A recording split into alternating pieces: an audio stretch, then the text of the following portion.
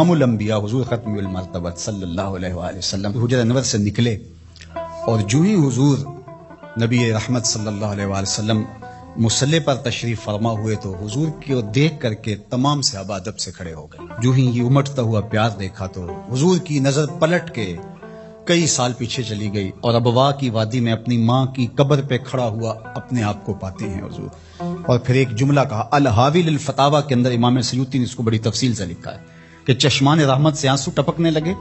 اور حضور مصلی پہ کھڑے ہو گئے اور فرمایا لو ادرکت والدیہ او احدہما، کاش آج میرے ماں باپ زندہ ہوتے یا کم از کم میری ماں ہی زندہ ہوتی اور میں لوگوں کو نماز پڑھا رہا ہوتا وَأَقْرَأُ فِيهَا بِفَاتِحَةِ الْكِتَابِ اور اس میں سورہ فاتحہ کی تلاوت چل رہی ہوتی.